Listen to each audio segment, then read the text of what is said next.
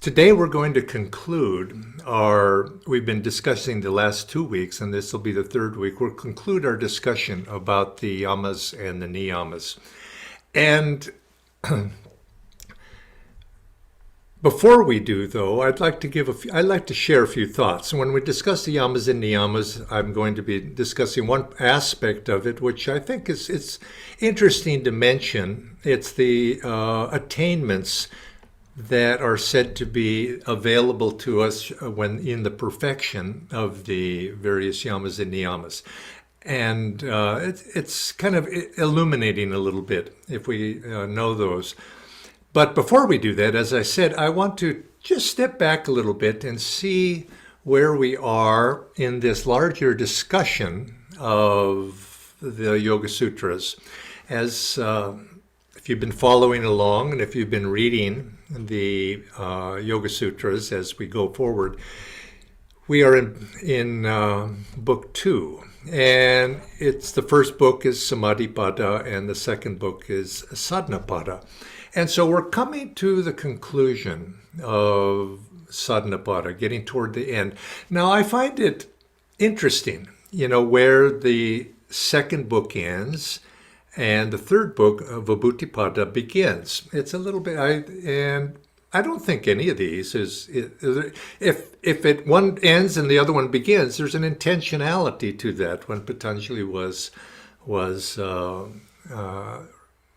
writing down the scripture. And so if we look the second book, Sadhanapada, meaning they were discussing how the sadhana, the practices that are promised to us in the first book of Samadhipada, and he discusses the 8-limb path, the Ashtanga Yoga, and he introduces that concept of Yama, Niyama, which we're discussing now. And then next week, what we're going to do is enter into it. Well, actually not next week, because I'm going to be gone next week.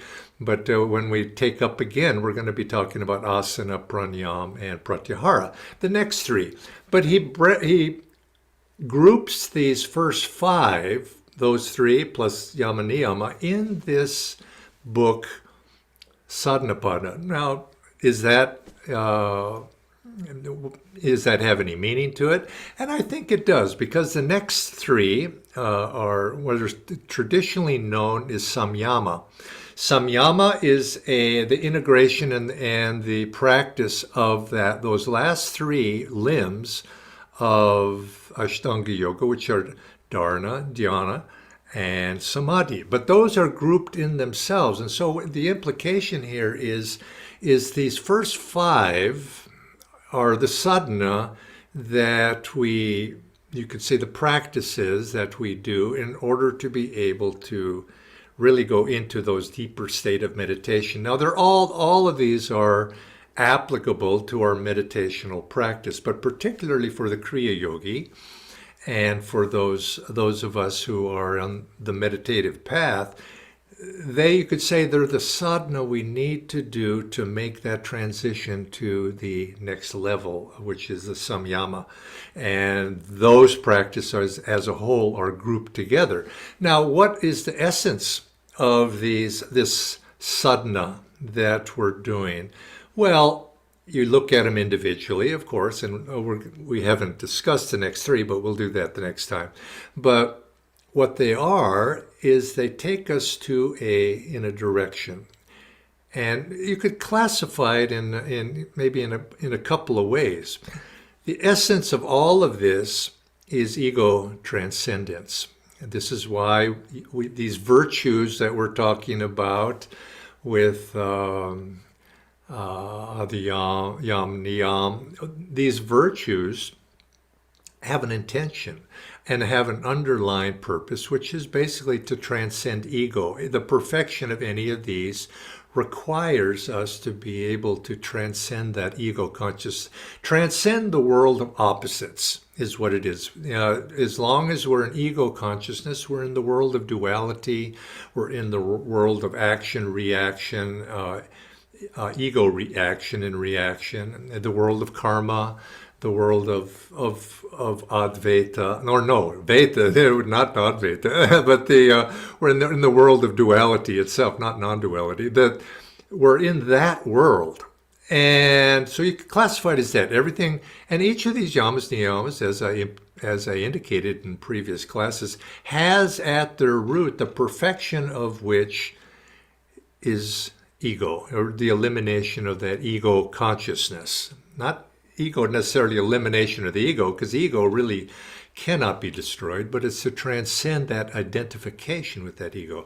And we'll see that when we discuss in a few moments, the attainments that we come to. But the other characteristic of it, if you put this on a very, physical, objective, observational plane of these first five, is the transcendence of breath. And that's one of the, and it's you have asana, pranayama, pratyahara, and in the process of that, and I'm jumping ahead a little bit here, but the Patanjali will make clear the breath basically comes to rest. And that, and then we're going to discuss those elements of Samyama. Now, in those first five steps, which are the sadhana to be able to transcend ego and the concomitant associated physical presentation of that is the breath. Those are all basically in that first five. And so we have to, when we're looking at the yamas and niyamas, we have to consider this, is we're wanting to do these things if we want to get to the point where we really can begin to meditate. Now, all of these things are associated with the meditative path. When we start, where none of us, or very few of us, or rarely are anybody breathless at that point. They obviously were beyond that. But we're starting this to be able to get to that point where traditionally meditation in the deepest sense begins after pratyahara, you see. But that's in a very technical sense. But in the broader sense, this is all part of the meditative path in order to get us to that point. And so people say, well, I have a hard time meditating. Like I've probably told you when I first met Swami Kriyananda, I couldn't meditate for 5 minutes. I could hardly. It was a struggle. Because I was so restless. I couldn't, my mind was out of my control. And, and I thought I was perfectly capable of meditating, but I really wasn't, because when I really began to look at myself, I thought, I have a lot of work to do here to get my mind calm, get my emotions calm, get my breath calm. All of that is the work we need to do, and we begin with the yamas and niyamas to be able to apply that. Now, remember, perfection is not attained until we've reached ultimate perfection. This is directional here, and they're all interdependent. So keep that in mind. We're not going to be able to, just focus in on one and become perfect on that without also a general approach. The army has to move as a unit forward, although at times there's some companies of the army, some divisions will make a little advance or retreat, but on the whole army has to succeed. So let's go into this discussion of I wanted to, because it's interesting to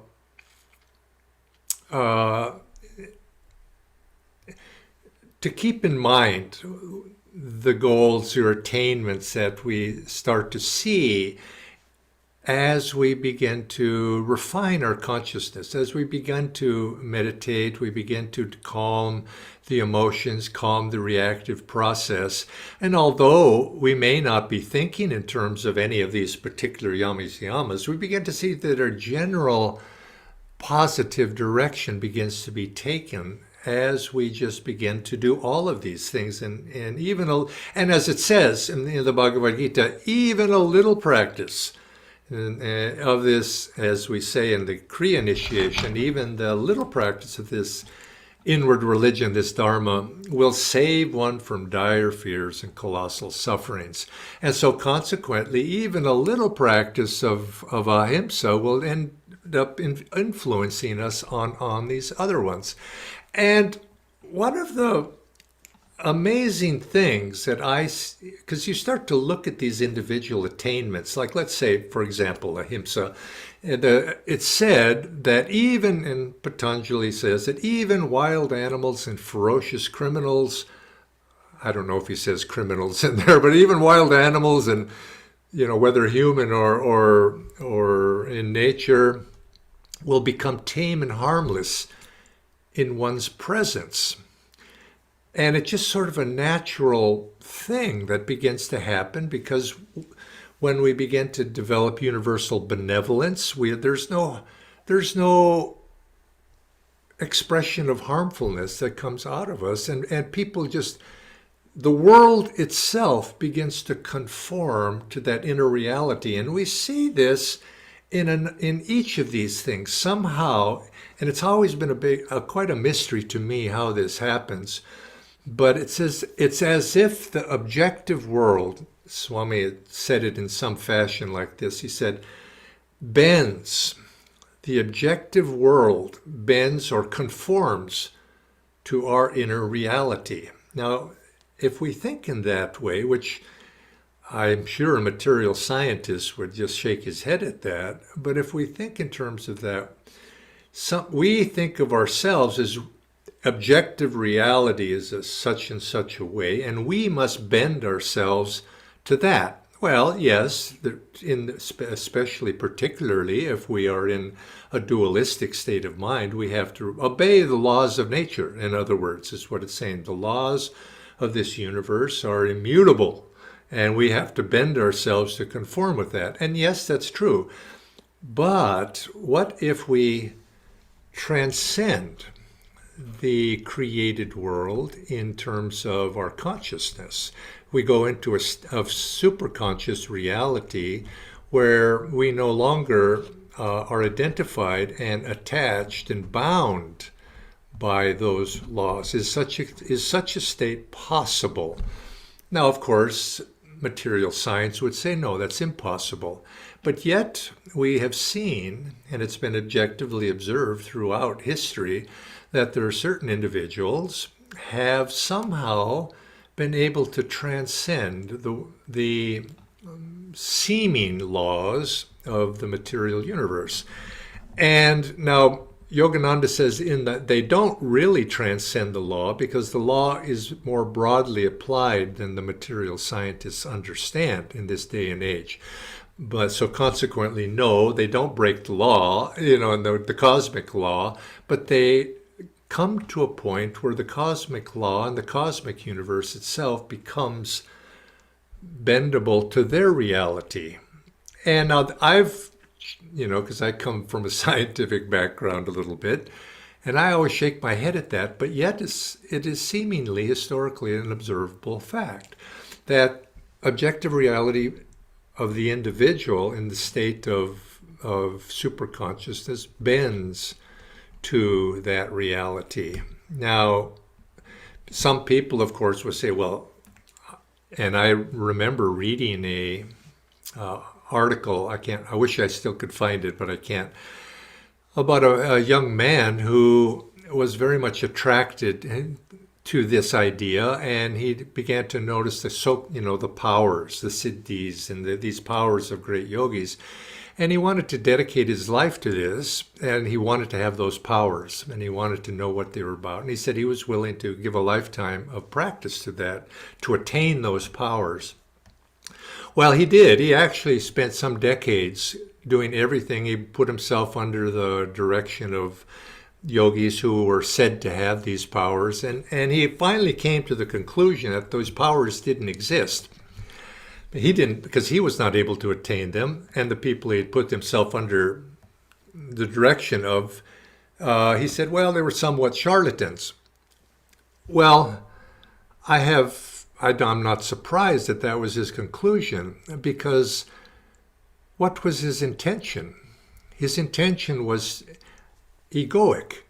there was no mention in this article of his understanding that you cannot attain these. Now, there are exceptions here. There are certain mysterious things that can happen. A person doesn't need to have been transcended. But generally, these things don't come as long as we have ego consciousness. So the implication is we have to go beyond ego. And if you go beyond ego, there's no desire for powers. There's no desire for these things, just naturally happen to one. But yet, in that highest state of a master does have control if it is God's will to manifest those at a certain time. And for example, ahimsa, there's the story of Master and the tiger, or the roaring tiger is going to eat the oxen that they're in the jungle.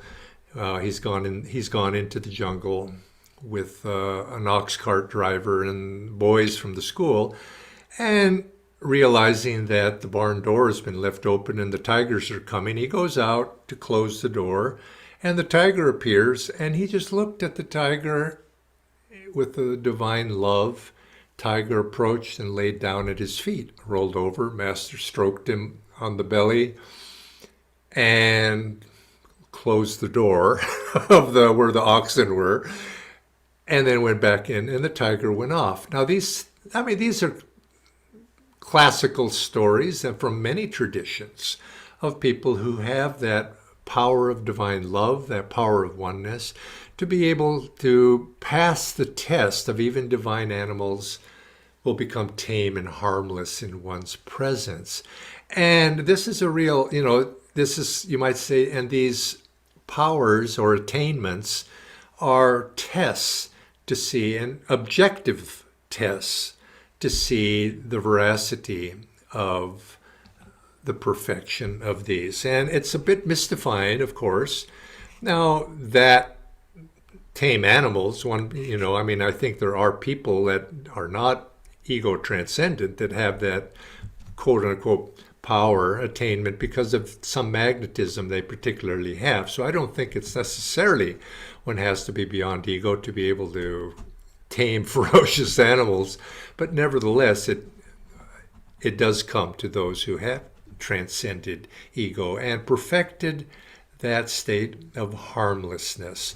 Now, does that mean that a master never demonstrates that power to perhaps be do the necessary to be able to protect oneself?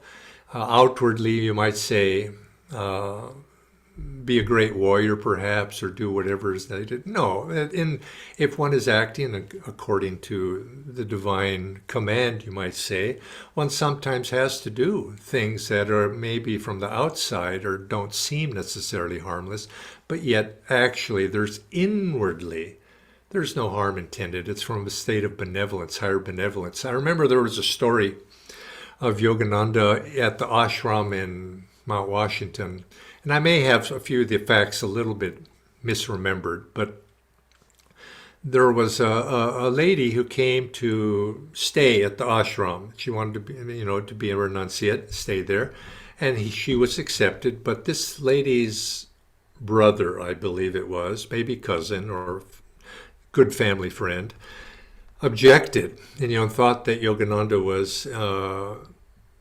misguiding this woman, and she was under a state of delusion to go live up there and take up this sort of life, and was insistent that she leave and come back to the family home.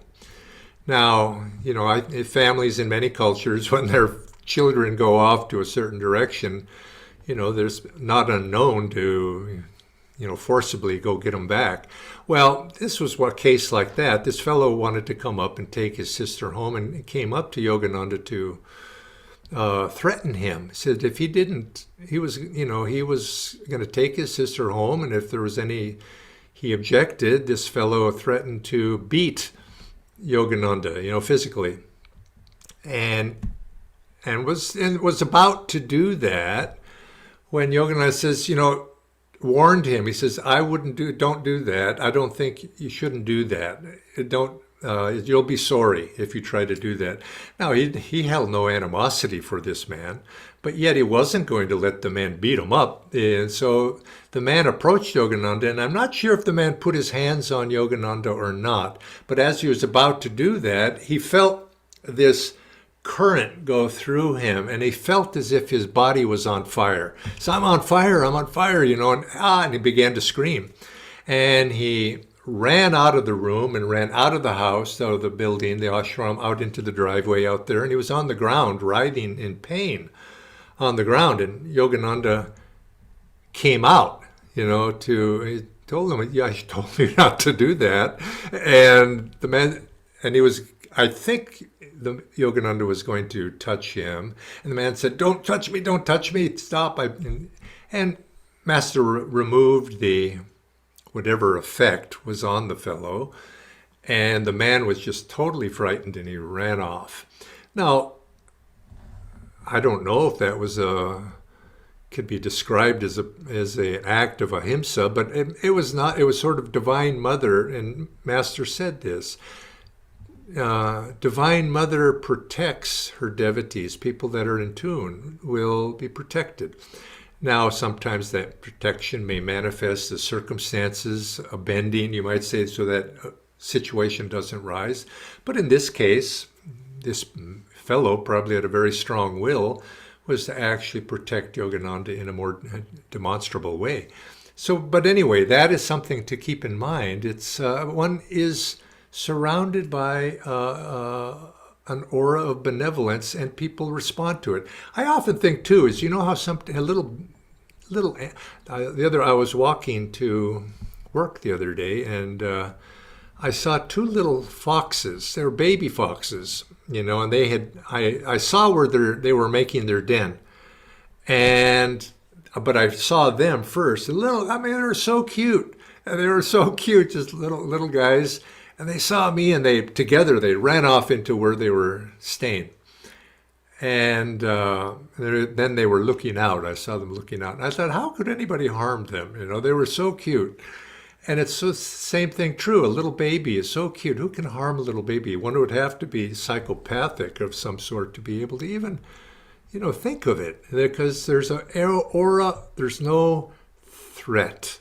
And I think this is, if we want to take up and being harmless, not what is it in us that perhaps poses a threat to others. They pick up some sort of threat. Now, we don't mean to be threatening, but to the degree that we can exude a non-threatening attitude in difficult situations, if we find ourselves, this is one of and of course, if we're frightened and we exude fear, animals pick that fear up, you see, and that they perceive it as a threat. Or they perceive that we're frightened, and so there's, we're not benevolent, certainly. So it's something to keep in mind. Don't be threatening. And what is it if we are threatening? Seemingly, people perceive us to be threatening. What is that? And it may be something in us, may not simply be a projection of the other person, but keep it in mind. Now, the second, yama is of satya, truthfulness. One develops the power to attain the fruits of action without even acting. In other words, one's mere word or thought is binding on the universe. And a person says, it should be done. And in a sense, it is done, or somehow it happens. And their reality, because they perceive reality of how it is. And so if they say something is going to happen, it tends to happen. And it's not that they're using their will to force that to happen, but they're just reflecting. You might say sometimes this might have something to do with this ability to foresee the future. You see what's going to happen. It's not that you're making that future happen, but you see it. And the universe itself conforms to that. I don't know that to be true, or that's what's involved with that. But it seems that, you're in tune with the divine flow, that you just know it's going to happen. It's binding. And so you just are reflecting it. It's no desire on your part. You're just perhaps anticipating it. And I was thinking that story of Yogananda where Rajasi came into the room, and Yogananda was ecstatic state, and he was looking at the room, and he says, "Oh, the painter," and he was the room was about to be painted, but it hadn't been painted yet. And Raja came in, and Master was looking at the room, and he says, "Oh, and he did it all in one day." Now, in Master's eyes, he saw the future. He saw the room was done. The painter had finished, but it hadn't happened yet, you see. Now, it was just a very humorous little incident, but in his mind, it had all happened already, because he lived, he wasn't bound to the moment of the present. Present, past, future, no more. In that state of samadhi, it's all at the same time, you might say. Time being an illusion of space and time of the dualistic world. And so if you're not in the dualistic world, I imagine it could be kind of confusing. But anyway, one develops that attainments. One attains that. Non-covetousness, one will find the wealth coming to us whenever we need it. In other words, the universe itself supports us. You don't have to grasp anything outside of it. It just comes. And I think many devotees would have this experience that somehow you worry that something, you need this or that, and it comes. It's just very naturally of its own sort. Of course, karma is involved there, but yet somehow things work out, and one's supported in that way. Now, that's not a ticket to be lazy by any means. We do our best, and but somehow God supports us in that way, and we find out things tend to work out. And continence or brahmacharya,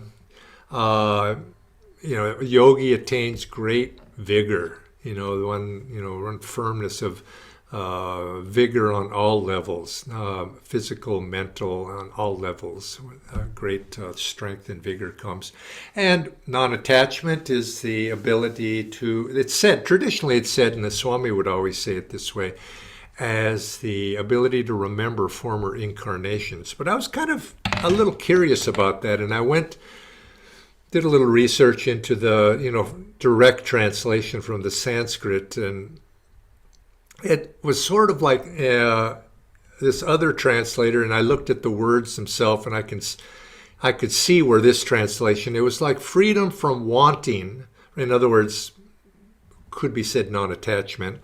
Aparigraha is the word here freedom from attachment, freedom from wanting, unlocks the real purpose of existence. Now, I thought there was no mention in the direct translation of former incarnations, but I think you could also translate it as being settled in aparigraha. One understands why one has taken birth. That's kind of, also a loose translation. One understands why one has taken birth, which many have then take to the next translational level, ability to remember our former incarnations. In other words, we remember the karmic reasons of why we have taken birth in this life. And so we remember the past. We see, that's what it is. We remember the past, we remember the cause and effect relationships of this led to that. Now I understand why this is. And of course, everything becomes clear, and that blockage of our memory, smriti, that memory of the past, is removed. And this is why the spiritual path is said to be smriti, and a way to describe it, remembrance of the past, and ultimately remember who and what we truly are, our soul nature, and you might say those delusions that we somehow found ourselves involved in. And of course, that's true non-attachment. But of course, if a person who is attached, were to be able to see clearly their past lives, maybe it would give them a little bit of clarity, but then you begin to identify with it. You begin to think, oh, I'm this or I'm that. I was Cleopatra in my previous life, or Napoleon Bonaparte or what. And then you start thinking yourself, that is what I was. And you start taking on all of the negative side of attachments of past lives. And who wants that? Because we were all those things. And I think reincarnation is a blessing in the sense that it allows us to detach a little bit. Now, we really haven't detached from the karma, but we've attached somewhat. Death allows us to detach from the identification of personality with those karmic tendencies. But they're there. We still have to work on them. But, we have that little respite in between. Then in the Niyamas, I find this first one in purity to be very interesting. The attainment. And from the attainment, it helps us, if we meditate upon the attainment, it helps us come to an understanding of what we're trying to perfect. And, so take, for example, purity. The attainment is said to be the consciousness of freedom from the body. Or you could say sometimes one's body, I saw a translation, he said, after bodily purification, one's body ceases to be compelling. Likewise, and we cease to be compelled to have contact with others. Now that's kind of an interesting thing, or purification also. But it also goes on to say it brings about clarity, happiness, concentration, mastery of the senses, and the capacity for self-awareness. But it's this thing of not clinging to the body, our own body, and also there's a tendency to be disinclined for the contact with other people, and in which, of course, physical contact is the hardest sense to overcome. That's behind sexual desire, is the desire for physical contact.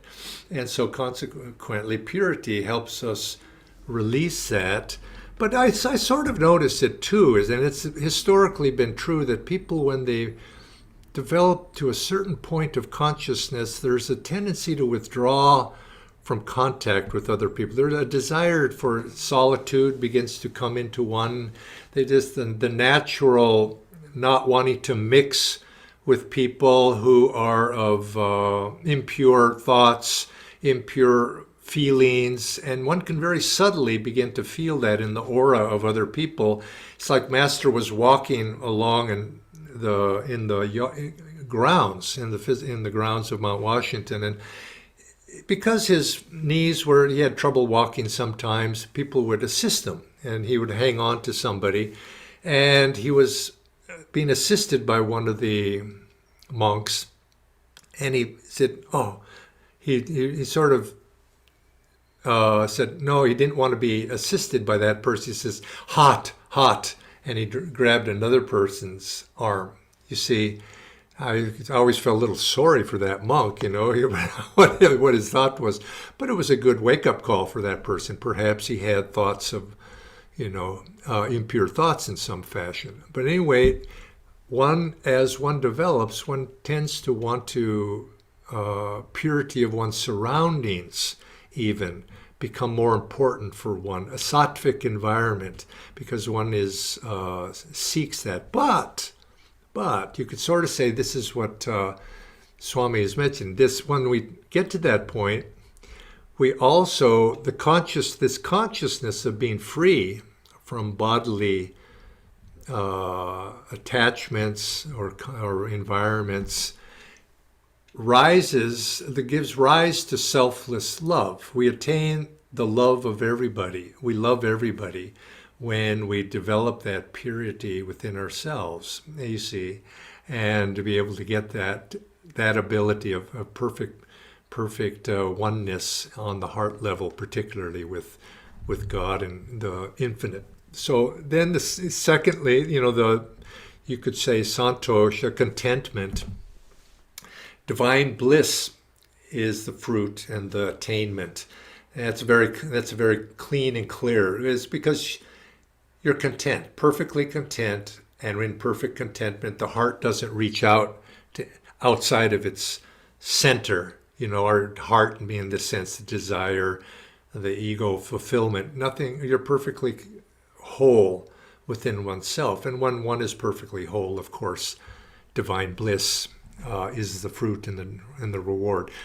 Austerity, this is again as subtle powers begin to come when one has intense discipline, burns up impurities, intense discipline of the body, resisting that outward push outwardly. The body and the senses become very refined, and there's these powers that come. Now, if we look at those powers, this is I think what was being desired by that story I started with, of the fellow who won these powers. It's one, the ability to shrink one's body size, or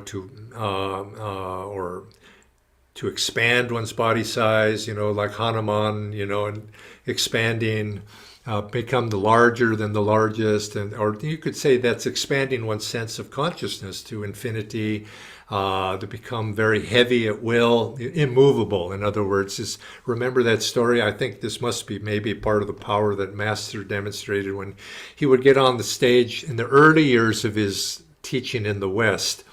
He didn't do this after a while. He said, because people, he said, he stimulated the wrong thoughts in people's minds in terms of powers. But he would sometimes, just to catch people's interest, he would have some burly fellows in the audience come onto stage and try to move him. He would have them push on his stomach, but they couldn't move him. He was immovable. Even many people would try to move, and he was totally immovable. And then he would expand his stomach like that and push it out, and they would tumble backwards. And he had that power, you could say, that heavy and the immovable. And then, of course, the opposite of that is to make oneself as light as air, weightless, and which is, of course, associated with the power of levitation, and that's walking on the water. And these sort of things come from that power, and the ability to obtain anything. If you need something, you can attain it, and it just comes to you naturally. Manifest you could the ability to just be indestructible in a sense. The power to enter into the body of other people. There's the one that's of absolute power over creation. The omnipotency, and all of these sorts of things, which are very attractive to the ego, and to have everything under control, the 5 elements, the siddhis. Anyway, these sorts of things obviously have a great attraction to the ego, and this is why they're said to be, in the spiritual path, they're said to be very dangerous, and we shouldn't even go into them too much, because they stimulate that desire that young man had, that I referred to. And it's said that many yogis have fallen on the spiritual path because of these things. They become attracted to them. And in the expression of them, using one's ego will, we weaken ourselves. There's that, Swami used to use the example of Saint Haridas, who was very famous in the 19th century. He was a wonder worker, and he was the fellow who would have people bury him in a box, and he would, airless chambers, and he would then, be perfectly fine when they dug him up, and walking on water, and all of these sorts of things, And their story that he was with a Christian missionary, and he said, well, why? Somehow the missionary was saying the miracles of Christ. And he says, Haridas says, well, what do you mean? And he says, well, like walking on water, for example, is what the missionary said. Well, that's nothing. I can do that. And he got out of the boat, walked across the lake, and came back. He says, many people can do this. And although he was trying to make a point to the missionary, that was not a wise thing to do, really. It was a demonstration of one's powers for trivial reasons, not godly reasons. And of course, eventually, he fell spiritually, and he lost those powers. Now, this story has a happy ending, and it said, Yogananda said that eventually Haridas regained that status later on, but he learned a good lesson in that. But there's an implication here that one can attain these sorts of things, well, before one becomes free, you see. So in a sense, one doesn't need to have absolute perfection, but one does need to at least to have been attained that first 5 steps is the way I would interpret it. That first 5 steps of pranayama, asana, pranayama, and pratyahara to be able to interiorize. But one perhaps has not yet been able to attain God consciousness. And so consequently, if you do start to see that you do have special abilities, you need to moderate those anyway, and not outwardly express it with the ego. Then self-study is the power to commune with beings on a higher sphere. Now, I kind of think that's, I never quite understood that. It's self-study, in other words, the attainment but really, I looked it up in the direct translation, and then I came to understand it from that perspective.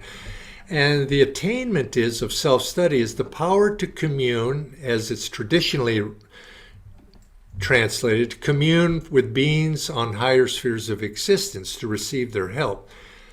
Well, I thought, okay, that didn't make sense to me, but in the word in the Sanskrit is one's Ishtadevata. Then, okay, I understood it. The ability to commune with one's Ishtadevata, one's personal deity. In other words, however one perceives God, one's perfection. If you have on the altar, you have a personification of the divinity, and you give your devotion to that. One develops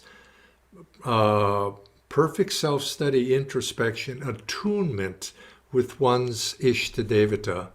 And I think that's, I can understand that as easier of what it means to be self-study, attunement with one's Ishtadevata. Think of it in that way. If you have a particular form of the divine that is attractive to you, attune yourself to that form. Oftentimes people say, well, that's just a symbol. Yes, it is, but it's a symbol of something higher, of an ideal, you see. And so attunement with that ideal of God and personification in the form of some image, perhaps, gives you ultimately ability to draw the help from that Ishtadevata. So think of it in that way. Then finally, the openness to God. In the book here, Swamiji says the attainment is Samadhi. Well, of course, probably attainment of Samadhi is the goal of all of these to some degree. But you could sort of say a little bit more direct translation of the Sanskrit would be through perfect attunement with Ishvara. You could say that we've talked about before, with pure awareness, one achieves Samadhi. And this is what all of these ultimately are taking us in that direction. But it's important too to have that last one, openness to God, rather than devotion to God. Swamiji likes to use that word, openness. Openness to be able to allow the supreme power of the universe to enter into us and take charge of our life, you might say. And we attain these. And again, it's like an army where sometimes we're advancing, sometimes we're a little bit retreating, but we move together to ultimately conquer the enemy.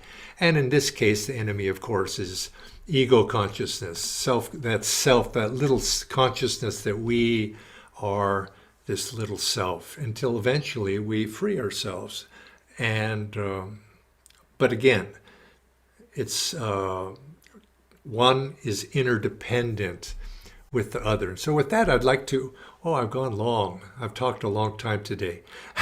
I'm going to, I would normally, I want to leave questions here. There's a lot of questions too. So I'm going to fail at answering all these questions because I don't like to go too long. But I will come back and answer all these questions if I don't get to them here today. And so, Barakil, if you would ask which ones you think are more universally pertinent, I'll leave it to you, and rather than me having to read them. Yes, Bar, are you there? Am I going to have to... Oh, I don't have my earbuds in. Sorry. That's why I didn't hear you. Okay. There we go. I see 2 or 3 questions so far. Okay. And 2 are very similar. So basically, is when we talk about these powers, will we develop them partially as we go along the way? I believe so. I believe so. Yes, it's on a spectrum. It's not all or nothing. We will begin to notice these things. Let's take the one about harmlessness, and you will begin to know. You begin to take on these qualities, and people will begin to. You're very entering into a room with people who are angry. Will bring peace to that room to some degree. It just happens. And I've noticed this. And the other one would be things come to you. You basically, somehow your needs, not necessarily your wishes. So let's be clear. Your needs, somehow they start to be fulfilled in a very mysterious way. And so you'll begin to notice this to some degree. At least I have. And I suspect if we're sensitive, we'll begin to see this. And to the degree that we start to attune with these things. And, we don't have false expectations either, which means don't go into a room full of rattlesnakes and say, well, they're not going to bite me. Who knows? So in other words, don't be presumptuous. Whether it's material things, you have to use common sense in this. A good dose of common sense goes a long way in life. So, and unfortunately, I've seen so many instances of people, they say, why'd you do that? Total lack of common sense, and because, it was, I assumed any sentence that begins with I assumed, avoid putting yourself in that position. Don't I assumed. You just use common sense. So anyway, I'll leave it at that. So what about if, for example, we tend to bring restlessness or not necessarily peace in the room we are? Does it mean that we are failing at it, or can it also be karma sometimes? Well, you've got good, better, and best. And it's not all or nothing. We all have our lessons to learn. And sometimes, so if that's the problem, if we get presumptuous, Divine Mother will set us straight. And as you get to be more refined in your sattvic qualities, you find that the downside of that is you can be knocked off your pedestal pretty easy and quickly, which is for your good. Actually, it's for our good. If we start being presumptuous, and even little things hurt when you're sensitive in certain ways, and so because a sattvic person just making a little error is often very painful. Because that doesn't mean that they're a total failure because they're painful. It's painful. It means that their expectations, their own expectations for themselves, have risen. You see, and like a guy, a criminal, he doesn't care. Nothing bothers him. He says, "Look, you're a religious person, and you get bothered by your little failures that you have." Whereas I'm a crook, and a cruel one at that, and nothing bothers me. And so you would say, yeah, maybe I better become a crook, then nothing will bother me. I hope you see the fallacy of that argument without me having to explain it. So anyway, that doesn't mean that. It doesn't mean that. Don't read too much things into these. You have to use your discrimination. There is some discrimination necessary here. But yes, we're aspiring yogis. And aspiring means we're going on that direction, and so we keep trying and we get closer and closer. But always remember, you're not the doer. Don't take that thinking, well, I'm doing this and this, therefore this is going to happen. Then you're led into the presumptive mode, where the fellow, like the one devotee of Master, the women that were driving the car, and she thought, well, I'm a disciple, Master's going to protect me, and so I can be reckless in my driving. And Master says, well, let's see her drive off that cliff over there and see if I'm going to save her. I don't know, maybe he would have saved her, but I think he was trying to make the point here. We have to use common sense and not presumption. Yeah, thank you, Jaya. And there's another question that, many a times, at least in stories, there is asuras or people who are evil and they have some of these powers. They do. They are meant to be symbolic, or anyone who really applies it. Well, if you read the autobiography of a yogi, you'll see that many people do have powers. And power, you don't have, powers can come from, what we've been talking about today doesn't eliminate the potential for gaining powers by means that are less than pure. This universe is a very mysterious and complex place. And one can gain powers by doing various things, extrasensory powers of some sort or another. And I think you just read the autobiography and you'll see that this is a potential. But of course, going back to the symbolism, yes, a lot of the ancient stories are symbolic. They represent symbolically certain things happening, but there's a certain literalness that is a potential, I think, also. At least I think so. And because there are things in this universe that are far beyond the understanding of the human mind. So, but I do think much of it is symbolic, yes. Not to exclude, though, that the fact that there are the potentials to be that are beyond our understanding. Yeah, I like what you said, that because it's true that power can be gained also by doing things that are not necessarily good, and sometimes we forget that. I know, black magic, these types of things, there's certain element. Well, that's a whole subject in itself. But there are elements, you see, because you have, and this is a big topic. I'm going to use but think about it. Master said something very, very interesting. He said, God creates this world not directly, but through, you could say, angelic beings. That are in charge of various domains of this larger universe. And I started thinking, I thought, I don't know. I don't think I could say that publicly because it gets really strange. But he did, and he says there are many forces at work in this larger universe beyond this creative universe. And they're not all, this is why archangels should not be taken as the highest guide. Somebody says, an angel told me to do things, therefore it must be true. And Master said, no. that's the masters, self-realized masters are the highest source, not an angel, because there's also ill forces that play in the universes too. Now, I kind of don't want to go in that direction because I'm ignorant to a large degree in that realm, and it's something that I kind of feel maybe it's not all that healthy to go in that direction, to explore. Maybe when I get a little bit further along the path, maybe I'll understand it. But Master said something. One of the disciples had all these questions, and that's my mind. I suspect, like many of your minds, has lots of questions, and I keep asking God, "Why is this, Master? Why is that? I'd like to know." And one such person, and Master just said, "Get into God. And then you'll understand all of these things." Because even Master himself was questioning. And then he, in that great samadhi of his, Divine Mother, now I see how you do it. And he was so in bliss with that realization. And he told his disciple, he says, look, leave some things for when you are in God, and then you'll know.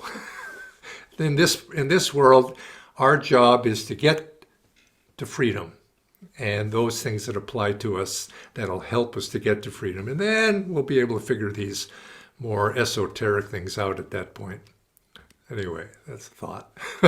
That sounds great, Jaya. Those were all the questions. So. Okay, and if some others arise, we'll come back to it when we come back for next time. But I do have to sign off with this message that